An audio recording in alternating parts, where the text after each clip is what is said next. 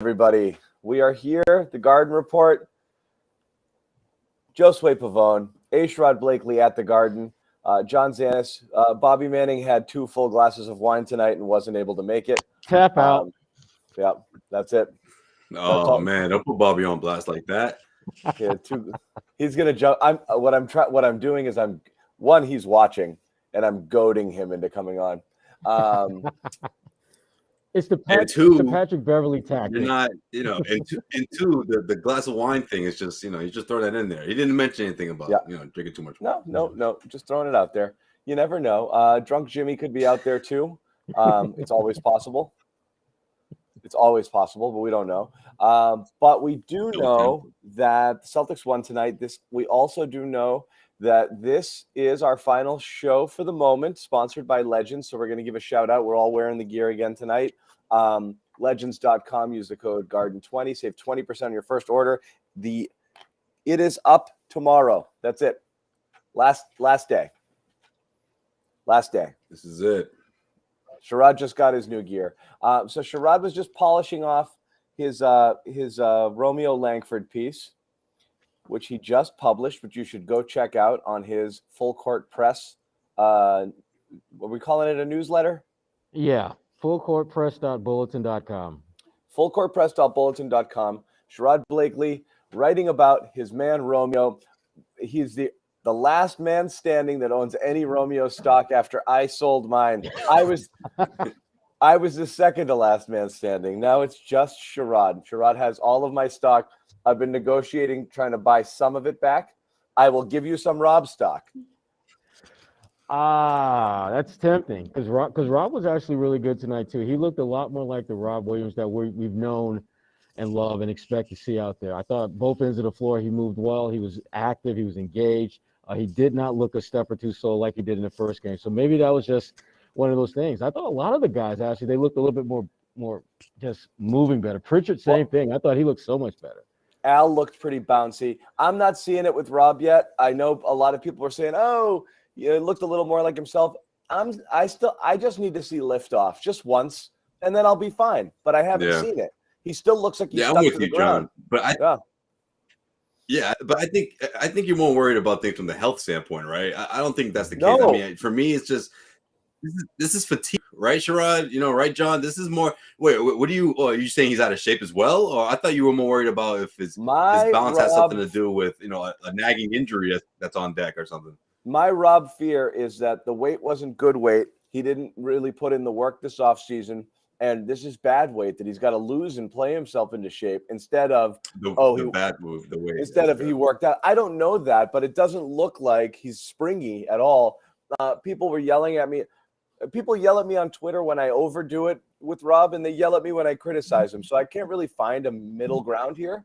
But I'm still a little concerned. I'm not seeing it. Some people thought Sherrod thinks he looks okay. You were there, Sherrod, so maybe you have it. He's gone. I lost him. I don't know if he's mad. I'm back. You pissed him off. Look what you did. I'm back. You started. So I don't know, Sherrod, you were there. About Rob Williams. He's not looking bouncy to me. I haven't seen him go up and over anybody. I haven't seen him sky for a block. He had a couple, but they're more kind of like preseason fatigue. I don't know. I don't think it's preseason fatigue. I just think that he's trying to figure out how the hell can he play a role in this team and what do they need him to do? Because he can't be the same Rob that we've seen in the past. He knows his game has to evolve, but what does that look like? I think he's still trying to process that. Right now, I think in the past, Rob has just simply played off of instincts and his ability to play. And that built up a certain muscle memory. And now he's trying to figure out what is the new muscle memory for Rob out there. I'm not worried about him. I'm really not. Okay. I just think it's a combination of fatigue, preseason fatigue, trying to get your legs back, but I also think it's him getting used to that weight, moving up and down the floor the way these guys have been going. The high level offense that we saw, the way they're passing the ball, the way guys are getting up and down the floor. I just think he's sort of just, I'm not gonna say out of shape, but he has to get used to that a bit. I just think they're doing it more that we've seen last season in comparison to the half court set that we saw more often last year. So I think he just has to get used to that as well. I mean, to your point, Sherrod, I do think there's a lot to get used to with Ime's system, but I don't think it's a matter of concern, at least not yet. I'm still waiting to see how he evolves here. And I also think that sometimes he's sort of maybe he forces himself to put the ball on the floor. He feels like he has to at certain points of the game. I like to see him sort of try that part out of his game. This is the time to do it during the preseason. So yeah, I mean, it's going to look a little ugly, especially in the second preseason game. But I'm not quite ready to say I'm concerned yet. The way John was in the very first quarter of the very first preseason game. I think it was the very first couple of minutes, if I'm not mistaken, right, John? You were sending off that text message. I got yep. You were waiting for the first alley-oop, and once you saw that he came up flat, the tires didn't look well. Exactly. He looks like smashing that panic button. It looks like a flat tire. It looks like he's not getting the spring, like he's jumping dead, like off of. It's really weird. That maybe that's me. I can't make every show about Rob, so I want to move on to. I can't do it. Maybe it's just me. It's my concern. And that's it. But let's get to the guy. Let's get to the man, because I think this was the Romeo game. I don't think there's any other way to look at it. We saw a glimpse in the first game on a couple of catch and shoot threes, and we're like, oh, that looks pretty good. And what he is stroking it. Look, when it goes in, it's great. You'd like to say you wouldn't necessarily judge it all with makes and misses. It just looks confident. He's catching and shooting in rhythm like a guy who does this for a living, And this is literally all you're looking for to turn Romeo into a legit 3-and-D NBA big man. I mean, an NBA wing coming off the bench. Oh my God, this would be a godsend for this team if this was anywhere close to what you would expect from Romeo during the year. Yeah, you don't expect him to necessarily shoot the ball as well as he did tonight, but you do like the fact that, as you pointed out, John, he's shooting it with extreme confidence. There's no hesitation. He doesn't seem like he's confused on what the hell he should do or should not do. He looks like a guy who finally figured out that if I just keep this game simple as hell, catch the ball wide open, take a shot, defend my ass off because that's going to get me on the floor, knock down open shots because Tatum, Brown, those guys, their presence is going to create that for me. Keep it really, really simple. And again, I think that's what he has to do. And it sounds simple to do, but when you've got so many things running through your head, it's easy to kind of let that just create this mental convoluted sense of what you need to do. I go back to Avery Bradley. To me, that's the blueprint for as far as how do you. It took Avery a few years to get. It did. Comfy. Yeah. Right. But once it happens, it's just like, okay, you just have a role to play and just play that role, keep it simple, and you'll get your 10, 15 minutes a game. For Avery, it was so simple, too. Yeah, he just got to get comfortable out there. He found his spot on that corner three, and he was running baseline for a bunch of easy buckets. And then he played his customary defense. That's it. He became an extremely valuable pro. Right, and people forget about that first game against Orlando where we talk about the big three that Romeo hit, but people forget about he had the steal that led to the three. It was him that got the steal, kicked it to his point guard, got it back, knocked down a three. That was maybe the best 15, 20-second sequence of Romeo's career as a Celtic because that's literally what you want him to do, impact the game at both ends of the floor, which he did. I love my stock right now. Damn, I love my stock. Man. But he's got to keep doing it. He's got to find consistency, and I think the only way that happens is if he finds a way to be comfortable out there, and only Romeo can figure that out, right? He's got to find a way to stay confident and stay comfortable, and through plenty of reps. We're hoping that's the case, but we're also knocking on wood here, hoping that it's not going to be another injury at some point down the road. I mean, that's always a concern too. But yeah, he impressed me a lot tonight for sure. A couple things too, though. As we said, the confidence with which he's stroking it is fine. Simplifying things, finding your niche, all of that stuff. But compare this version of Romeo, and again, these games don't count. It's preseason, but it's preseason against NBA competition, and it looks like he's taking it far more seriously than he took anything at Vegas League, where he was like, I'm not, it looked like a guy who got called into work on his off day. He's like, I'll punch the clock and I'll do my duty, but I do not want to be here, and that was the vibe I got at Vegas. And then here he looks totally like, yep, let's do this, which is great. Right. I think part of that, John, is the fact that Romeo kind of knows the same thing that we do, and that is those bums that you're balling with in Vegas. You ain't got to worry about them when you get to training camp, because they're not going to be around. You're going to be dealing with guys that were so much better, and it's like, why am I exerting all this damn energy and talent against these bums, these busters, when I know I got to deal with freaking Marcus Smart and Josh Richardson and guys who can actually make me better, that I actually have to play better against practice better again so I can get minutes on the floor. I think Romeo just figured out, look, I have to figure out how to make an impression when it matters most, and that's training camp.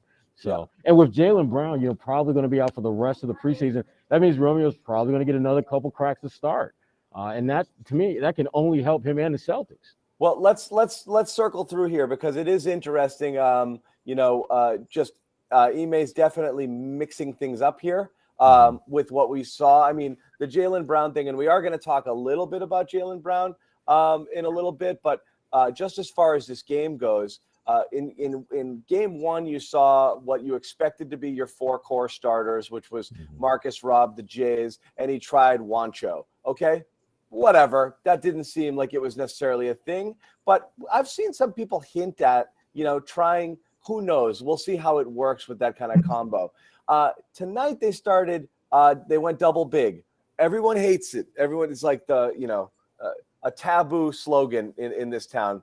But they went with it with Rob and Al, and it actually worked pretty well. And we're not even getting into just how good Al looked individually. They even tried Al and Ennis at one point in time. That was kind of a quick. They swapped out Ennis for Rob pretty quickly. The double big lineup scares me for a couple of reasons. It's not because it can't work on the floor starting, because we saw it tonight. It's actually because it almost kind of guarantees Ennis and Grant minutes. And Grant also looked pretty good tonight, too. He looked really good. Despite the fact that he looked good, he's a -9, in his time, which isn't everything. But there are limitations when you have Grant as your center. And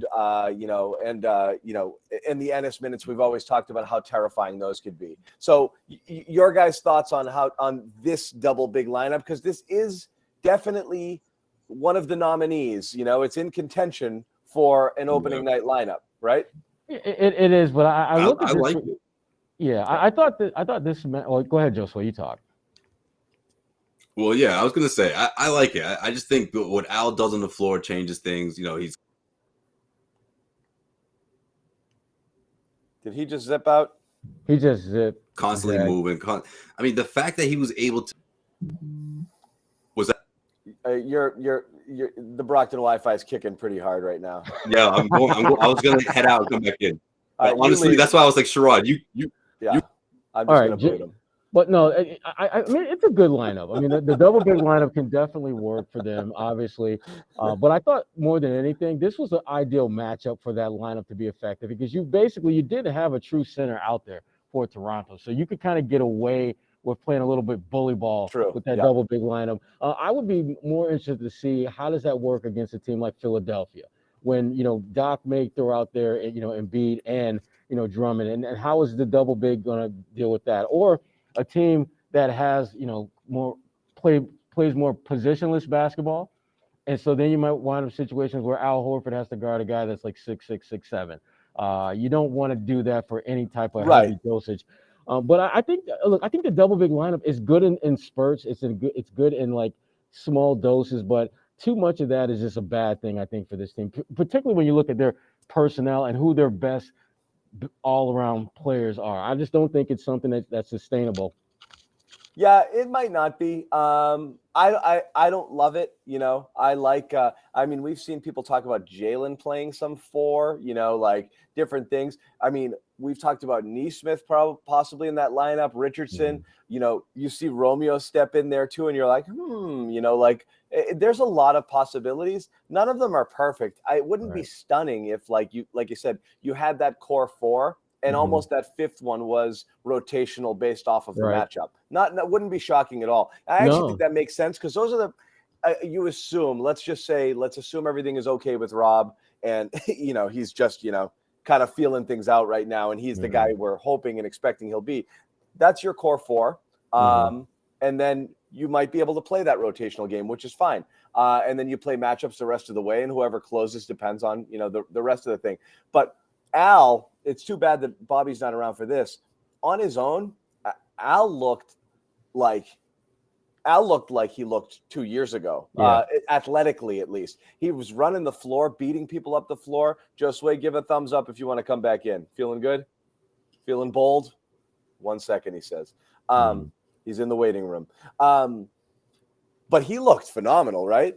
No, he was great. I mean, the Like, thing he did not look like old man Al. No, and the thing I liked about him was that he found that sweet spot between being impactful, getting your own shot, and setting others up. I thought that play where he found Grant along the baseline for that two-hand dunk early in the game, that's a play that no one else at his position would have made.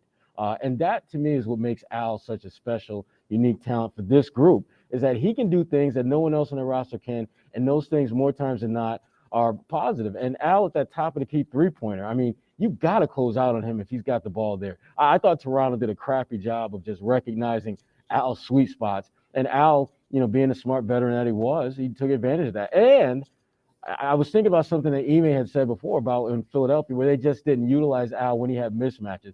And I thought Al did a really good job of forcing Toronto to react when he gets matched with a guy like Scotty Barnes, who he's got a good 3-4 inches over. That opened up someone to be open, and Al did a really good job of finding them. Yeah. And it's again, you weren't really sure what you were counting on from Al. That was the thing, is like, you don't know if you're getting Al, like the player you had a couple of years ago, who's legitimately going to be a full contributor, versus just whatever I could get to get rid of Kemba, because but I mean, that's the deal. Was right. The point of that deal was to free yourself of money, less concerned with the player coming over. If Al's coming over and he's a legit 20-minute plus per game, 25-minute per game contributor on this team, huge boost for these guys. I also think because when you look at the numbers from last season, a lot of people are the ones that were concerned, at least, were thinking, well, look at the sample size. I mean, he missed a lot of games. They rested him a bit. But at the same time, as Al's been talking about since media day, that's what helped him, having that extra time to himself, constantly in the gym, keeping himself fresh.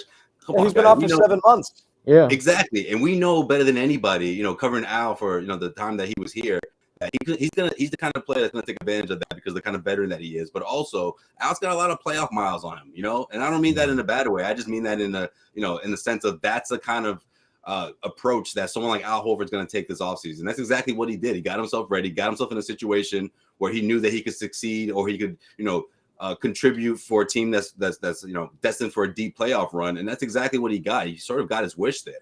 And I thought it was pretty cool that he shared with everyone that his family, they were jumping up and down. They were so excited once the trade was official, because this is exactly where he wants to be. And he's showing that right now with these preseason performances. Even the last game, he missed a few from deep, but again, it showed you that those open shots are going to be there. It showed you how spry he is, because he's going, the way he's moving on both ends of the floor, the way he's got out in that fast break. The play that Sherrod just talked about was what I was talking about before Brockton did his thing on my Wi-Fi. But anyways, I just think that's the kind of situation Al wants to be in, because he doesn't have the same sort of pressure that he had when he signed that huge deal, back in 2016. That pressure's no longer there.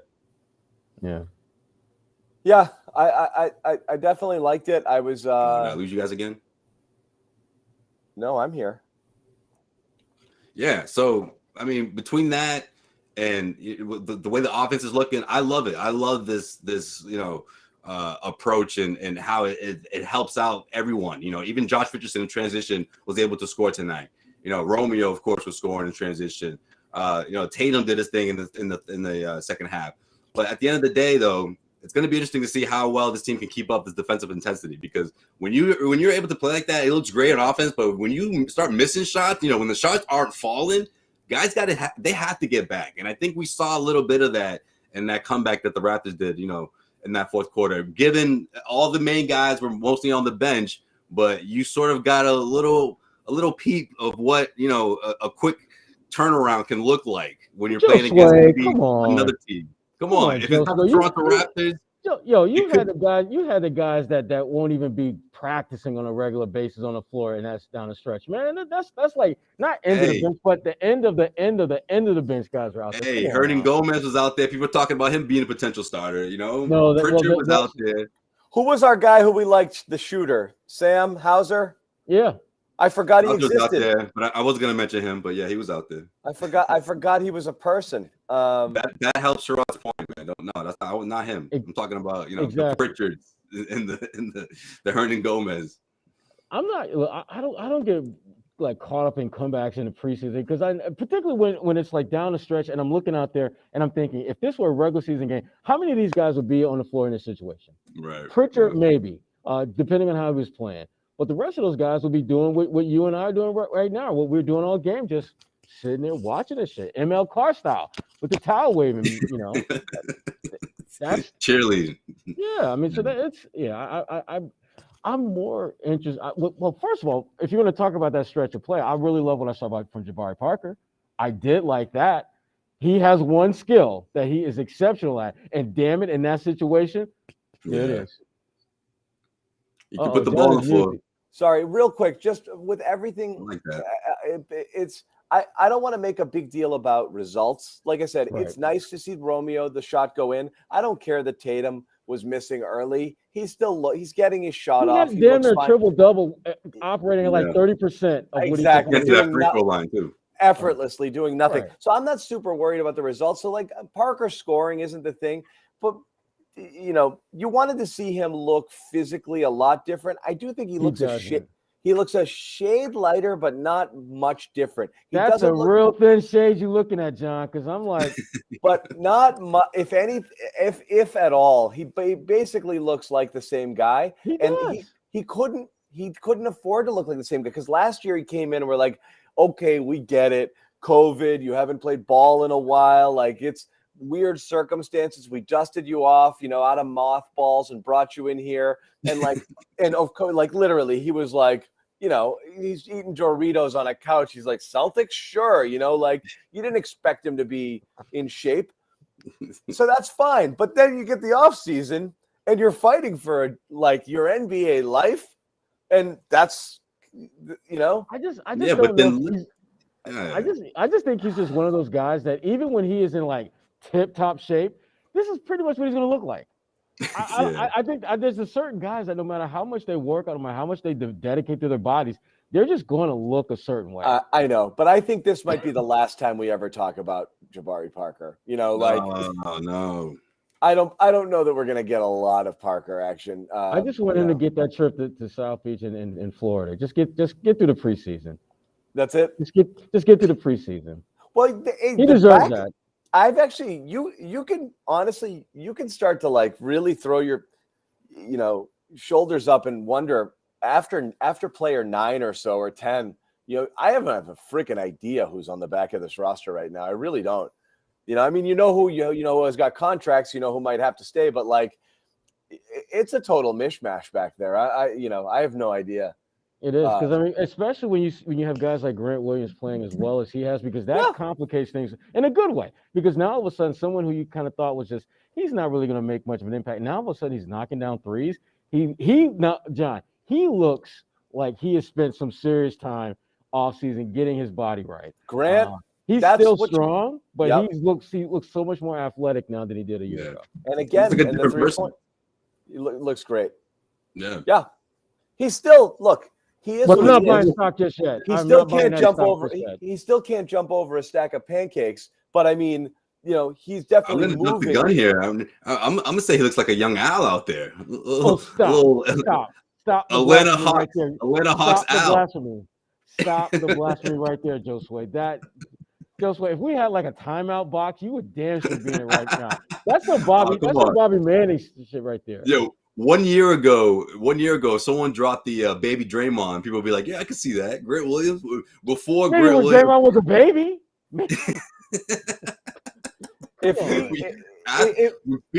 When people were up, when they were high on Grant after his rookie season, that's when you could have dropped that line and it was fine. But that's fine. Look, if we could call Yabusele the French Draymond, we can certainly call Grant baby Draymond. That kind of hype. That's the kind of hype that was going on. Words to describe. No, Brandon Bass not a good comp either because Bass was athletic. As hell, and athletic as hell. I'm saying, Brandon. And that mid-range jump shot was automatic. Yeah, maybe Brandon Hunter. Ooh, that's a bad one. He sucks. Yeah. That's worst case scenario. Grant is better than him. That's not what you want to be. No, he's better than Brandon. Look, Sully would be the dream, right? I mean, yeah, I love me some Sully. I Sully love would me be the some Jared dream, Sullinger. the dream comp. But Sully was someone said skinny Glenn Davis. Sully was a really good scorer. Yes. Oh, good scorer, good rebounder. Yeah. Yeah. Michael Stewart. Yeah. Ooh. Ooh. Y'all going with some bad blasts from the past. Damn. I don't even remember when he was like in his heyday. Like I just remember him when he was washed. Yeah. Yeah. So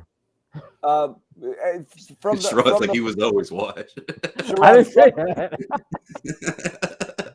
Sherrod, from the floor, was there anything you noticed that you liked?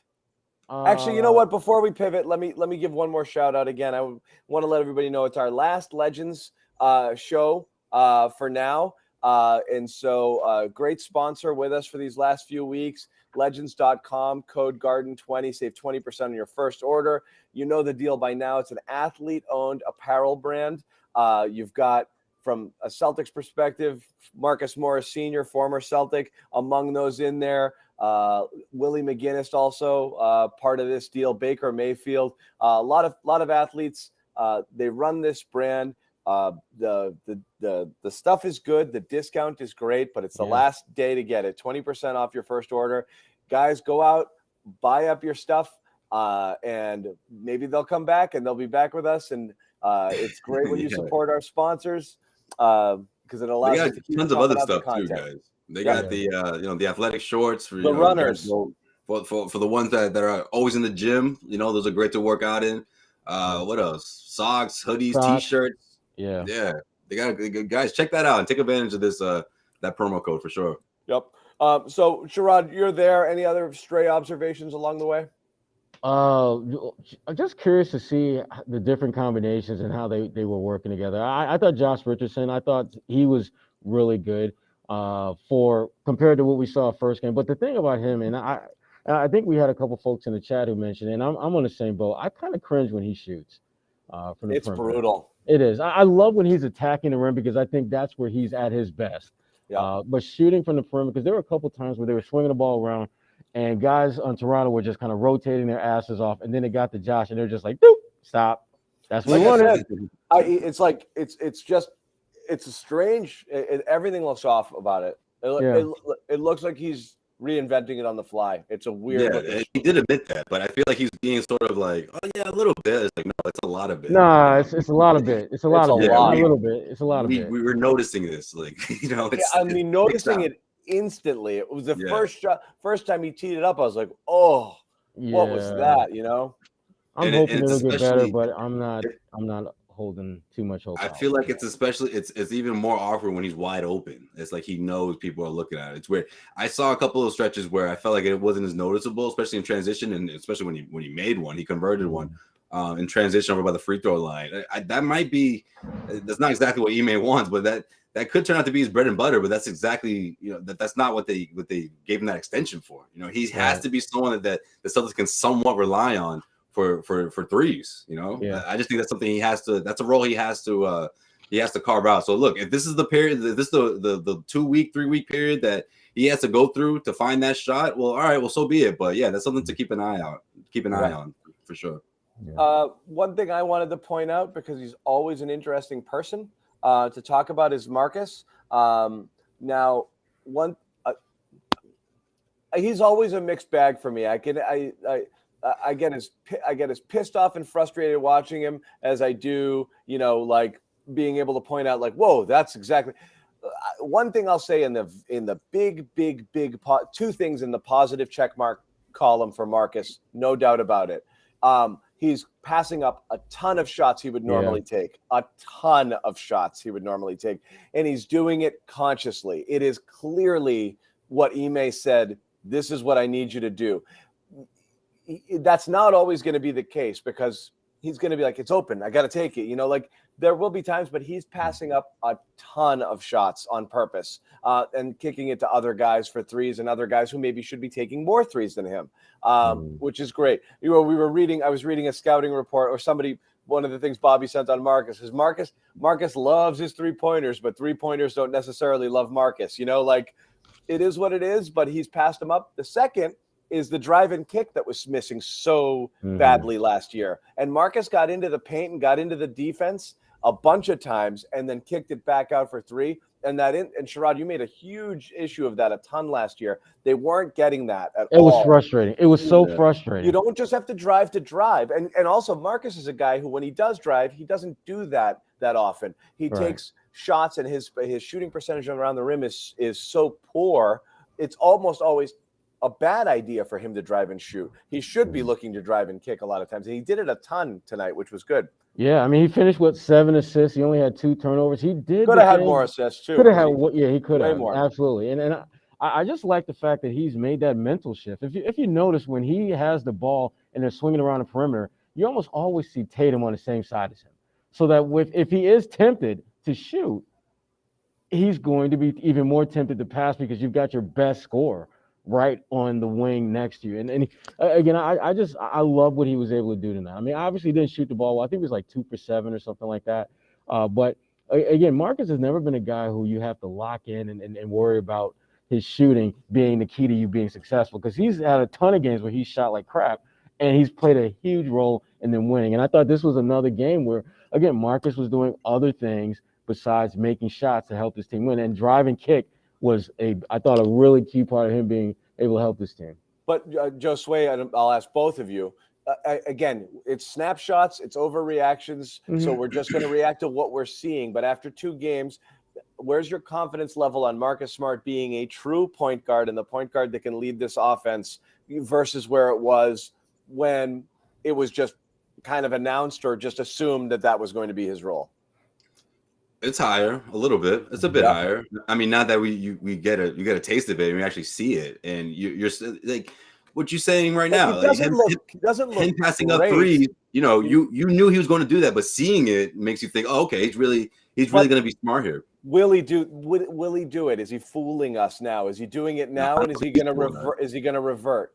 I think he knows he needs to transform into this pass first point guard. Not that he was always a traditional score first point guard. I just think he's trying to buckle down the label of a starting point guard. I mean, he's now been enlisted to lead this team and guide them from that position. So he's going to master the position. He's going to make sure he has that down. And a lot of that has to do with making sure that the plays are run well, right? The sets, the way that he's able to call out plays and do it on the fly and knowing which ones to call and certain stretches of the game. I think all of that is something that he's going to have to go through. And it's not brand new territory for him, but it's something that he has to adjust to. So I'm in it. I'm into it. I buy it. I don't think this is something that he's going to do for a couple of weeks and then say, oh, okay, coach, now I can be me. No, I think he has to.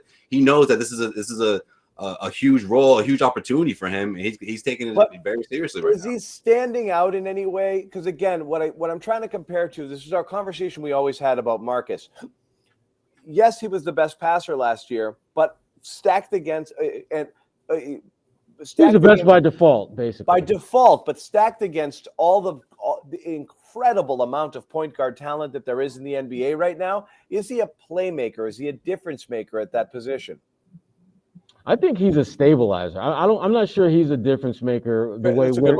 Yeah, I mean, because again, the role that he's going to be asked to play and the role that he is playing, he doesn't have to be this elite, top shelf, upper echelon playmaker. He simply just needs to keep, kind of like with Romeo, keep it simple. If the ball is swung to you and the defense is rotating in your direction and Tatum is on the wing, it's not that complicated what you're supposed to do. Kick that shit to Tatum. And Marcus, to me, he's making the simple, logical plays and not making things more complicated.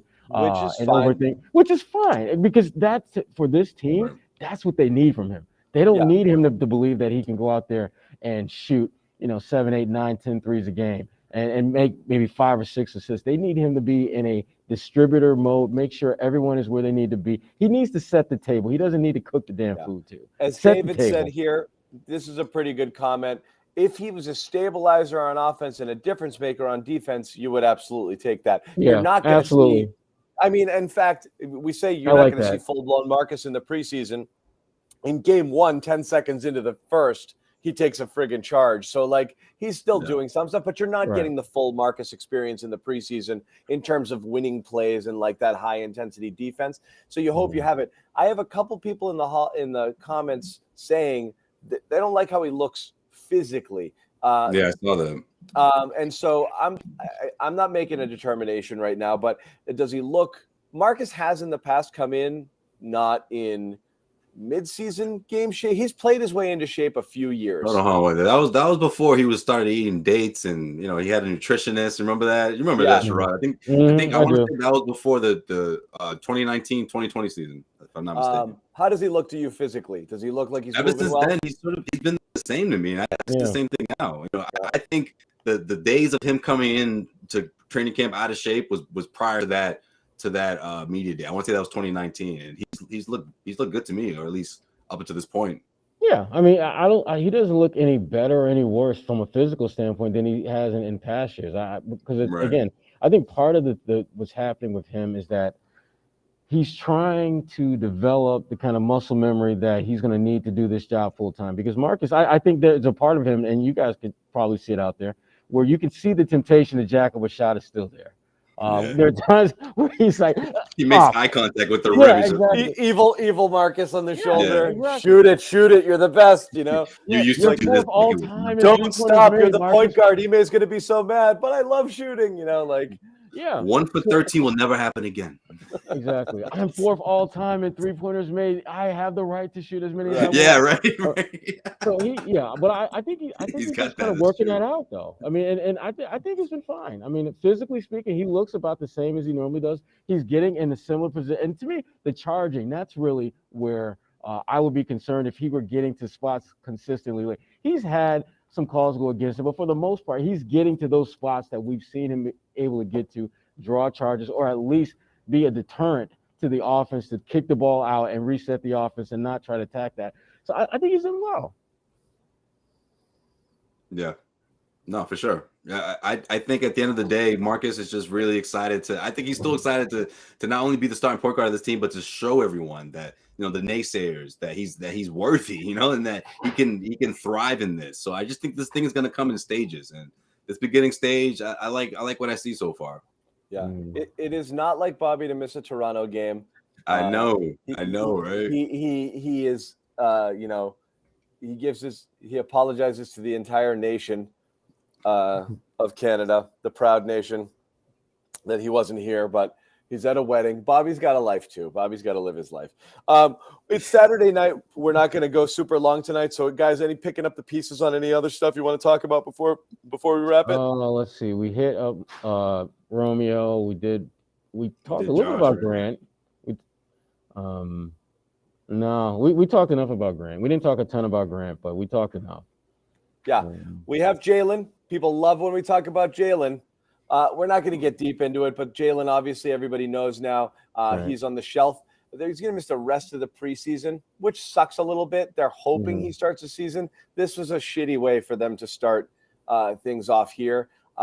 So you want people's thoughts on it. We're not going to spend a ton of time on it here. Again, go read Sherrod's newsletter about this story here and what's going on.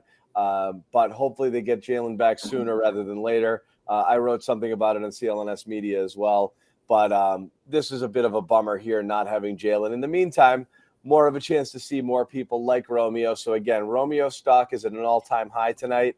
I'm going to have to say it really is. All-time high. I am going to have to say that I bet you we get Nesmith in the starting lineup next time. Yeah, I wouldn't be surprised to see that. Yeah, I'll take that. And that's fine, because if you can get both of those guys some serious minutes with Jaylen out, that's only going to help you down the road. It's going to help and that's what I mean, if this team is going to have any shot at exceeding the expectations that so many have, there's going to have to be someone like a Romeo or a Nesmith that's just going to blow our minds and play at a level that we've never seen them at before. That's the only way. A little like Rob did last year, where Rob was a revelation, and they're like, "Holy crap, this guy's good, like starter good." Like you need one of these guys. That's what.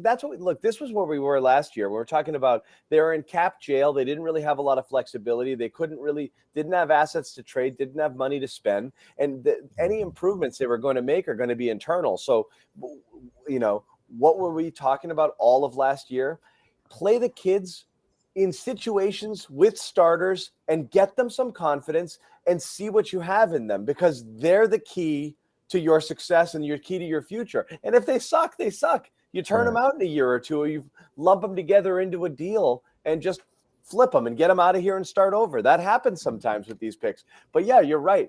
It's such a bonus. It's just such house money if you get contributions from Romeo, or Nesmith here, where they're like knocking at the door, threatening to be starters and really making a case for 20 plus minutes a game. That'd be enormous for this team. Enormous. So Romeo, for someone like Nesmith, man, because Nesmith, this is his very first NBA experience, if you will, in terms of going through training camp, going through the steps that you're supposed to go through as an NBA athlete. He didn't get a chance to do that. Romeo did in a sense, but then he didn't because he was hurt, so it's tough. I mean, I just think for someone like Nesmith, it's not as much pressure compared to last year. But again, getting those reps in and getting through those stages that you're normally supposed to go through and not going through a congested schedule, I think it's gonna do well for him. And I wouldn't be shocked if he has one of those preseason outings where he, maybe he flirts with 20 points or something like that, and in the next game. It wouldn't shock me, especially I want to see it. Jaylen out. We've been so back and forth on the Romeo Nesmith thing. What's funny is at the end of the day, oddly, Romeo has more polish. It's just sometimes he just doesn't do anything. Nesmith is still, he's bull in a china shop. He's bull in a china shop. He's a pick magnet on friggin' defense. He just can't get off. He just runs into screens and sticks to them, and he jumps out on people and they blow right by him. He's just a mess on defense. He's a freaking mess. He's all over the place. And again, his handle's just not good enough to be able to get himself to space to get his shot off. So now he's a spot up shooter who hustles his ass off right now. Right. But he's kind of the same thing. You really need, again, it's got to slow way down for him. For Romeo, you're trying to speed him up. But, you get a night like this out of Romeo, oh my God, you would forget even the 5 of 6. You would take this if he made half of his shots. You'd take this 10 out of 10 nights and be thrilled about it. Yeah. And the big thing about Romeo was that he was on the floor and you felt his presence. And it wasn't always when he was scoring. There were a lot of times where he was just where he was supposed to be defensively, so they didn't have to rotate as much. And little things like that are what's going to really allow him to get legitimate minutes when the whole gang is available. So good night for Romeo, no question. Yeah, Romeo, it is the Romeo game. So again, we'll just remind you, go check out Full Court Press, Sherrod's newsletter, where he's writing all of his NBA thoughts. He's got his latest piece on Romeo on there that was just published. You get a cut out of this thing? You get a cut? No, we promote each other. We promote our stuff. Josue, we need to remind you about being a good teammate, man. No, I knew you were gonna follow up with that, so I was like, I'm gonna set this up right now. We don't talk about heavy.com. Oh. Not really, but no, he does mention Causeway a lot. And I mentioned Causeway. I mentioned Josue writing for Heavy. If you ever give me a heads up what you're writing, I'll promote the shit out of it. I'm just messing with you. Okay. Man. You boot. I'm gonna check it out myself. Check it out. The kid is heavy into Celtics 4 or 5 times a week. He's putting up quality insight. Josue Pavon, also A-List podcast, Causeway Street podcast, Cedric Maxwell podcast. You'll see. Oh man, check out the last episode with Gary Washburn, guys. It's obviously on the YouTube page, and but it's not about the captaincy. But is it on the website, Josue? What? It will be. It will be. Okay. We put that together, and I want to publish it immediately. Joe? Yeah. It's a good one. Check that episode out for sure. Garden Report. What do we got? Wednesday. They're playing Wednesday. Yes. We're back on Wednesday. Anybody wants to talk about the Patriots losing to the Houston Texans, which is a distinct possibility with no offensive lineman tomorrow? Join us. Evan Lazar and I will be going live immediately after the game. They better freaking win this one, man. If they don't, it's ugly, but this is going to be a scary freaking game. So we'll be talking about that one as well. And last chance, my friends, legends, last shout out. Gart, there it is. Oh, we all got it. Off. John's got the hoodie. I look like a ninja. There you go. Yeah, take the hat off, John. That look mad weird. There we go. We got it. The hoodies. We all got the hoodies. Garden 20. That's it.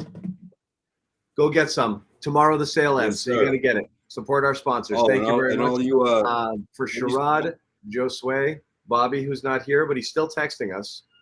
and for all you Sox fans out there, I'll be there tomorrow. Let's go. Go Yeah. Sox. Playoffs, You're baby. going? I'm going. I'll be there. Good for you. Yeah, I can't wait. Haven't I been used to a Sox I used game to in 2 stay out years. all night. Those were the days.